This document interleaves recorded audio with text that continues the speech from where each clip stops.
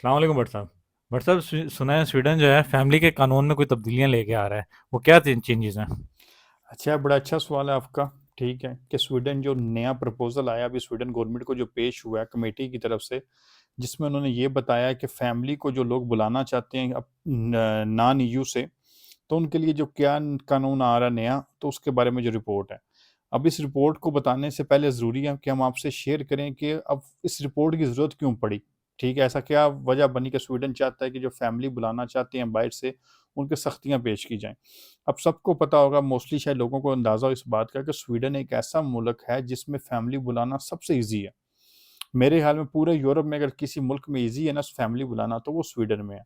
इसकी यही वजह है कि लोग ग्रीस से, इटली से, स्पेन से, कितने मुल्कों से स्वीडन मूव हुए हैं, जिनके हालाँकि अच्छे कारोबार थे, अच्छी जॉब वगैरह पे सेटल थे वो लोग।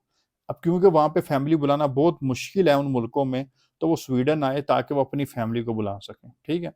अब मोस्टली मुल्कों में क्या होता है कि आप जब आते हो तो आप 18 साल से जो आपका उम्र के कम बच्चा है ना, आप सिर्फ़ वो बुला सकते हो।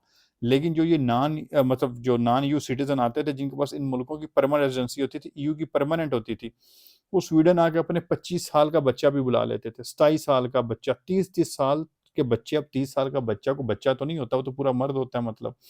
उसे ये अपना डिपेंडेंट कह के बच्चा को बुला लेते थे, ठीक है? अब होता क्या है कि फॉर एग्ज़ाम्पल जब इतनी बड़ी तादाद में लोग आए, लोगों ने आके अपने 5-5 7-7 बच्चे, अब फॉर एग्ज़ाम्पल मैं एक बंदे को जानता हूँ जिसके 7 बच्चे हैं। अब सब बच्चे 7 होना बुरी बात नहीं है, लेकिन इस बड़ी तादाद में लोगों ने आकर अपनी फैमिलियाँ बुलाईं, ठीक है? अब ये जो सारा डाटा होता है, ये माइग्रेशन को या गवर्नमेंट को ये नज़र आ रहा होता है कि पहले हमारे पास क्या सिस्टम था, अब होता क्या, हमारी फिर ना एक रीत निकल पड़ती है। जैसे ही पता चलता है ना, अच्छा ये सिस्टम है, इस तरीके से बुलाया जा सकता है, तो लोग उस तरीके को फ़ॉलो करना शुरू कर देते हैं। अब सोचो कितने ही लोग आए, कितने लोगों ने अपनी फैमिलियाँ, बीवियाँ बुलाई यहाँ पे, ठीक है? अब ज़ाहिर बात है फिर कोई भी काम एक हद तक चलता है, ठीक है? और वैसे भी ये गवर्नमेंट है, इसका यही है कि एंटी इमिग्रेंट गवर्नमेंट है। इनका स्लोगन ही ये है कि हमने इमिग्रेशन के लॉ जो हैं वो टफ़ करने हैं, ताकि कम से कम लोग आ सकें। चाहे उसमें सिटीज़नशिप को ले लें या वर्क परमिट की जो जैसे सैलरी बढ़ चुकी है अभी, और अभी इनका ये भी दावा है कि हम स्वीडन की सिटीज़नशिप या वो पासपोर्ट जो है वो पूरे यूरोप में सबसे सख्त कर देंगे, ठीक है? तो ये ज़रूरी था आपको बैकग्राउंड समझाना कि ये इसकी ज़रूरत क्यों है। अभी हम बात करते हैं आपसे प्रपोज़ल के बारे में कि प्रपोज़ल है क्या? आपको सबसे पहले एक चीज़ ज़हन में रखनी है वीडियो सुनने ये इसमें जाने से पहले, कि ये सिर्फ़ प्रपोज़ल है, ये कोई लॉ बन नहीं गया। मतलब लोग समझे अच्छा जी स्वीडन में अब ये हो गया। ये सिर्फ़ एक प्रपोज़ल है, ये गवर्नमेंट को पेश हुआ है। अब गवर्नमेंट देखेगी कि आया इसमें कौन-कौन से लॉ को रखना है, कौन-कौन से को छोड़ना है, या कौन-कौन से में मज़ीद सख्ती ऐड करनी है, कानून मज़ीद सख्त करना है, ठीक है? अब इस कमेटी ने ये जो है प्रपोज़ल पेश किया, इसे आपने लॉ समझ के नहीं बैठ जाना। अच्छा, हम बात करेंगे फॉर एग्ज़ाम्पल जो मोटे-मोटे पॉइंट है जो ज़्यादा मतलब आजकल सुर्खियों में, वो कि जिस बंदे ने भी अपनी फैमिली बुलानी है, वो कम से कम स्वीडन के अंदर 2 साल से रह रहा हो, ठीक है? वो 2 साल रहने के बाद अपनी फैमिली बुला सकता है। लेकिन उसके अलावा अगर उसने फैमिली बुलानी है तो उसके पास कम से कम 1 साल का रेज़िडेंट कार्ड वैलिड हो। ये नहीं कि उसका रेज़िडेंट कार्ड जो है 6 माह का हो, 4 माह का हो, बकाया, और अपनी फैमिली के या बच्चों के वीज़े डाल दे। तो आपको सबसे पहले ज़रूरी है कि आपके पास या तो परमानेंट हो, या आपके पास 1 साल का वो रेज़िडेंट परमिट वैलिड हो, ये सबसे जो है। अब उसमें क्या होगा, कुछ केसेस में वो इंश्योरेंस भी रख देंगे कि अगर आपने अपनी वाइफ को बुलाना है। अब पहले क्या होता है, जब भी किसी की बीवी आती है या बच्चे आते हैं, तो वो आते साथ काते वरकत में आके टैक्स ऑफिस में आके उनका पर्सनल नंबर अप्लाई करते हैं, तो वो इंश्योर्ड होते हैं, उनकी हेल्थ वगैरह सारे लॉ उन पे वही लगते हैं जो किसी स्वीडिश सिटीजन पे लगते हैं। लेकिन अभी वो कुछ केसेस में ये भी कर सकते हैं कि वो उसमें ये कहें कि अपनी इंश्योरेंस बाय करो, अपनी हेल्थ इंश्योरेंस अपनी बाय करो। एक ये ला भी ला सकते हैं, ठीक है? उसके अलावा जो बच्चे हैं आप साथ लाते हो, अभी तो उसमें कोई डीएनए टेस्ट वगैरह नहीं होता, इस तरह का काम नहीं होता। तो अभी ये भी प्रपोज़ल में ऑप्शन है कि इनका डीएनए टेस्ट किया जाए, कि आया कि ये वो वेरीफ़ाई हों कि ये बच्चे इसी फैमिली के हैं, इसी जो पेरेंट्स हैं इन्हीं के हैं। अब आपको पता है ये बड़ी आम सी चीज़ है कि लोग अपने भाई के या दूसरों के बच्चे साथ शामिल कर लेते हैं छोटी एज में ही, ताकि उनको पता होता है कि ये फलाँ बंदा हमारा बाहर है, कल को ये हमारे बच्चों को भी फ़ायदा। वैसे मैंने कितने केस देखे हैं, मतलब स्वीडन में आपको मिसाल दे देता हूँ। एक स्कूल मतलब किसी फैमिली ने बच्चे बुलाए अपने भाई के बुलाकर ना, तो जब बच्चे स्कूल गए तो वो थोड़े बहुत उदास थे। अब यहाँ पे जो मिस वगैरह होती हैं या हॉस्पिटल में होती हैं, ये जज करते हैं, स्पेशली इम्यूनिटी के बच्चों को बड़ा जज करते हैं, और उनसे पूछते हैं कि कहीं इनके घर में कोई मसला तो नहीं है, बच्चों पर टॉर्चर तो नहीं होता, बच्चों को वो माहौल दिया हुआ है सही, या कोई प्रॉब्लम है। तो जब उसने पूछा कि फॉर एग्जाम्पल बच्चों से कि तुम क्यों इतने परेशान हो, तो उसने कहा मुझे हमारे अम्मी अब्बू याद आ रहे हैं। उन्होंने कहा भी तुम्हारे अम्मी अब्बू तो सुबह तुम भी तो तुम्हें छोड़ कर गए हैं। उसने कहा नहीं, मेरे अब्बू पाकिस्तान में है, ये मेरे को चाचू ताया जो भी थे उसने रिश्ता बताया कि ये मेरा वो रिलेटिव है। फिर उन्होंने इन्वेस्टिगेट कहानी समझ आई कि ये बच्चे इसके नहीं थे, दो जो लाया, कुछ बच्चे एक दो उसके अपने थे, एक दो उसके भाई के थे। अब फिर उन्होंने पता नहीं उस पर जुर्माना किया, उन्हें डिपोर्ट किया होगा, बच्चों को भेजा होगा, तो बाद में उन्होंने क्या सीन किया। तो ये चीज़ें इन्हें पता है कि लोग इस तरह करते हैं, अपने बाकी फैमिली मेम्बरों के बच्चे साथ ऐड कर लेते हैं। तो इसलिए वो क्या करेंगे, वो डीएनए टेस्ट कर की शर्त रख सकते हैं ताकि उसे वेरीफाई किया जा सके कि बच्चे इन्हीं के हैं। ठीक है। उसके अलावा जो ईयू के लोग हैं, जो यहाँ पे इतनी बड़ी तादाद में आकर अपनी फैमिलियों को बुलाते हैं, उन पे कोई मेंटेनेंस कास्ट नहीं लगती। अगर कोई वर्क परमिट वाले बंदे ने अपनी फैमिली बुलानी है, अपनी वाइफ बुलानी है, बच्चे बुलाने हैं, तो उस पे मेंटेनेंस कास्ट लगती है। मेंटेनेंस कास्ट अगर कोई बंदा हमारी नई वीडियो देख रहा है तो उसके लिए ये है, मेंटेनेंस कास्ट में देखते हैं कि आपकी आफ्टर टैक्स सैलरी कितनी है, टैक्स देने के बाद सैलरी कितनी आई है, आपका घर का किराया कितना है। फॉर एग्जाम्पल आफ्टर टैक्स आपके पास आ गई 25,000 सैलरी। ठीक है, मुख्तलिफ लोगों की मुख्तलिफ सैलरी है, मैं एक मिसाल दे रहा हूँ।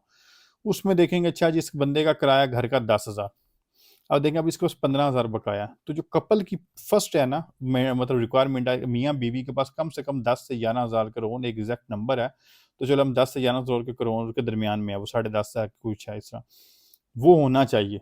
आपने घर का मतलब किराया दिया, उसके बाद मियाँ बीवी का जो 10-11,000 करोड़ था वो निकाला। अगर एक बच्चा है तो उसकी कुछ 3500 करोड़ बनती है एक बच्चे की। अगर एक बच्चा है, चलो जी ठीक है, इसके पास 3500 भी है, लगा अगर उसके पास आफ्टर टैक्स 25 थी, तो उसने 23,000 उसका ये मेंटेनेंस कास्ट आ गया। अच्छा जी ठीक है, इसकी वाइफ को उसके बच्चे को वीज़ा दिया जा सकता है क्योंकि उसकी आफ्टर टैक्स सैलरी इतनी है, ये इन्हें अफोर्ड कर सकता है।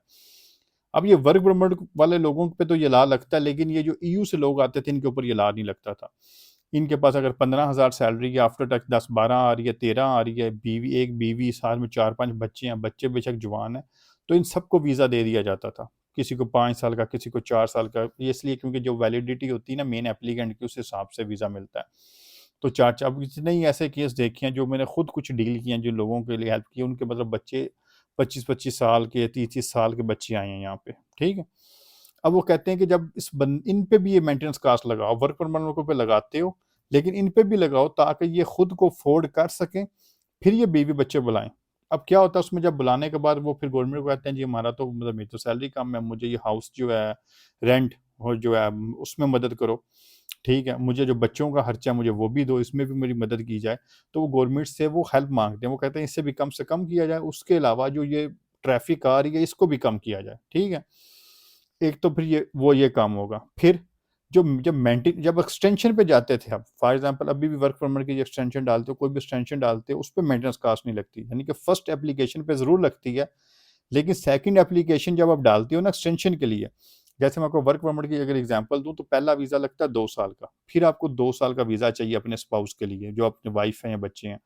तो पहले वीजे के टाइम वो देखते हैं, दूसरे वीजे के टाइम वो कहते हैं कोई नहीं खैर है, ना उससे वो घर का एड्रेस पूछे, मतलब कॉन्ट्रैक्ट पूछेंगे, ना आपको सैलरी मेंटेनेंस कास्ट हो, कुछ भी नहीं होगा। वो कहते हैं नहीं, जो मेंटेनेंस कास्ट है इस पे भी लगाओ, रिक्वायरमेंट लगाओ। लेकिन अच्छी चीज़ ये है, वो ये कहते हैं कि जितने घर के अंदर फैमिली मेंबर है ना, आपकी वाइफ है या अगर वो बच्चा अडल्ट है वो भी पैसे कमा रहा है, तो उनकी इनकम भी काउंट कर लो। ये नहीं कि सारा बोझ आप मेन एप्लीकेंट पे डाल दो कि मेन एप्लीकेंट ही सबको सपोर्ट करे। ये मतलब एक कोई लॉजिक नहीं बनती इस बात की, क्योंकि जब आपने मेंटल कास्ट इतनी हाई रखी हुई है और फैमिली मेंबर अगर कमा रहे हैं तो उनकी भी ऐड करनी चाहिए, हाउस होल्ड इनकम जो है पूरी वो काउंट करनी चाहिए। ठीक है, एक ये आ गया। ठीक है, ये मैं आपको साथ साथ गिनाता जा रहा हूँ जो जो चेंजिंग आ रही है। ठीक है, उसके बाद अब क्या होता है, जो ये ईयू से लोग आते हैं, ये जो इनके बच्चे, फॉर एग्जाम्पल जैसे मैं बताया कि पहली एक्सटेंशन में पहला वीज़ा तो मिल जाता है, जब ये एक्सटेंशन के टाइम जाते थे तो ये कहते थे कि आपकी अब 18 साल से एज बड़ी होगी, अब 18 साल से बड़े हो, अपने माँ बाप पे डिपेंड नहीं करते, आप डिपेंडेंट हो, अब खुद की बेस पे पीआर लो हमसे। अब मोस्टली केसेस में इन्हें रिजेक्शन मिलनी शुरू हो जाती थी। फॉर एग्जाम्पल कुछ के बेटे आए हैं 14-12 में आए हैं, वो उन्होंने जारी बात आते हैं बच्चों को जहाँ पे तो नहीं लगवानी, उन्होंने तो बच्चों को स्टडी करवानी है। तो बच्चे अगर स्टडी कर रहे हैं, जब उनकी पीआर का टाइम आ गया, वो 18 साल से बड़े हो गए हैं, तो ये उन्हें रिजेक्ट कर देते थे, कहते थे जाओ, क्योंकि अब डिपेंडेंट हो, अब अपनी माँ बाप की बेस पे नहीं ले सकते। ठीक है, यहाँ तो अपना वर्क परमिट डालो, यहाँ पाकिस्तान जाओ। ठीक है, अब कुछ लोगों को ये दे ही 27-28 साल के बच्चों को देते थे, सारी बात है वो तो ऑलरेडी बड़े हैं, यहाँ तो उन्हें दो नहीं, अगर दो रहे हो तो फिर आगे उन्हें अगर जॉब कॉन्ट्रैक्ट पे किसी बेस पे पीआर भी दो, तो ये उनको भी रिजेक्शन देते थे। तो अभी ये कहते हैं कि उन्हें रिजेक्ट ना करो, उन्हें एक्सटेंशन दो, ठीक है। एक्सटेंशन देने के बाद 18 साल से बढ़ता है तो उसे एक्सटेंशन दो। अगर वो स्टडी वगैरह कर रहा है, कुछ तो बिल्डिंग वगैरह कर रहा है, वो अपनी कंप्लीट करे, वो अपनी को बेस बनाए, ताकि उस पे जो है वो कल को पीआर वगैरह ले सके आपसे आगे, या वर्क परमिट डालना या पीआर डालनी, जो भी उसने करना है वो कर सके। ये चलो एक अच्छी चीज़ है, ठीक है। तो ये कुछ पॉइंट थे, अगर कुछ रह नहीं गया तो मैं देख लूँ उसमें। तो यही कुछ मोटे मोटे पॉइंट थे जो मैंने, मेरे ख्याल में हमने मोस्टली सारे कवर किए। आदिल, मोस्टली हमने सारे कवर किए हैं। अच्छा, इसमें ये है कि ये जो 2027 की 1 जनवरी है तब से ये ला आएगा, ठीक है। अब इसमें मसला पता क्या, इसमें ये आता है कि जो ला गवर्नमेंट बनाती है, बाद में माइग्रेशन जो इदारा है उसने ये इम्प्लीमेंट करने होते हैं। अब फिर माइग्रेशन पे डिपेंड करता है उसे इम्प्लीमेंट किस तरह करते हैं। हमेशा माइग्रेशन वर्स्ट सीन में से इम्प्लीमेंट करता है। फाइल, अगर मैं आपको एग्जांपल दूं, पहले आया कि लोगों को ना, जब पीआर डालते हो ना, अगर किसी को थोड़ा बहुत मसला है ना, किसी का फाइल नंबर दो, आपको वर्क परमिट मिलते हैं, पहला 2 साल का, दूसरा 2 साल का, 4 साल के बाद आप पीआर अप्लाई करते हो, तो लोगों को अगर कोई मसला बनता था उन्हें रिजेक्शन लग मिलती थी। तो माइग्रेशन को ये कहा गया कि रिजेक्शन ना दो, इनको 2 साल की एक्सटेंशन दे दो, ताकि ये अपनी प्रॉब्लम वगैरह जो भी है उसे कवर करके बाद में पीआर ले लें। अब इन्होंने क्या करना शुरू किया, अगर किसी का 1 दिन का कार्ड कम है, उसे 2 साल की एक्सटेंशन दे दी। अब वो 1 दिन का कार्ड या 1 महीने का कार्ड, जैसे कभी किसी को मसला बनता है पासपोर्ट की वैलिडिटी कम होने की वजह से, कोई 1 महीने का कार्ड कम मिल गया, 28 दिन का कम मिल गया, तो उसे 2 साल मजीद गुजारना पड़ते हैं, ठीक है। हालांकि इस सूरत में नहीं बनाया गया था, इस सूरत में बनाया था अगर कोई और प्रॉब्लम है तो उसे रिजेक्ट ना करो, उसे एक्सटेंशन दे दो। लेकिन अब ये एक वर्स्ट सिनेरियो में उन्होंने इस्तेमाल करना शुरू कर दिया कि बजाय वो बंदा 4 साल बाद एलिजिबल हो, वो 6 साल बाद अब एलिजिबल हो रहा है, ठीक है। तो यही जब गवर्नमेंट बनाएगी इन सबको कंपाइल करके कि अच्छा जी ये ला हमने चूज करने हैं, ये रख लो, वो चले जाएंगे माइग्रेशन के बाद, फिर माइग्रेशन उसे अपनी कैपेसिटी में यूज करेगा। अभी जो केस जाते हैं ईयू वालों के, उन पे माइग्रेशन कुछ नहीं कर सकता, क्योंकि ये ला है कि वो आपने उन्हें देना ही देना है। माइग्रेशन चाह के भी उन्हें रिजेक्ट नहीं कर सकता, ठीक है। तो कह लो अगर थोड़ा मोटा मोटा इसमें मोस्टली वो लोग वो फैक्ट होंगे जो ईयू वगैरह से आते हैं, क्योंकि वर्क परमिट वालों पे मोस्टली वही कानून लगते हैं। फॉर एग्जांपल उन पे मेंटेनेंस कास्ट लगती है, ठीक है। उन्हें प्रॉब्लम आएगी एक्सटेंशन के टाइम, या उन्हें कहेंगे अगर तुम अभी गए हो तो 2 साल वेट करो, 2 साल वेट करने के बाद तुम अपनी फैमिली बुला सकते हो। तो ये था थोड़ा बहुत आपको गाइड करने की जरूरत थी, इन्फॉर्मेशन देने की जरूरत थी कि क्या नए प्रपोजल आया, उस पर क्या ज़्यादा इफेक्ट होंगे, किन कौन लोग होंगे। जब ये इम्प्लीमेंट होगा, कुछ चीज़ें मजीद क्लियर होंगी, तो हम आपसे इंशाल्लाह किसी वीडियो में मिलेंगे और आपसे डिस्कस करेंगे कि कौन से नया ला रहे हैं। तब तक के लिए अल्लाह हाफिज़।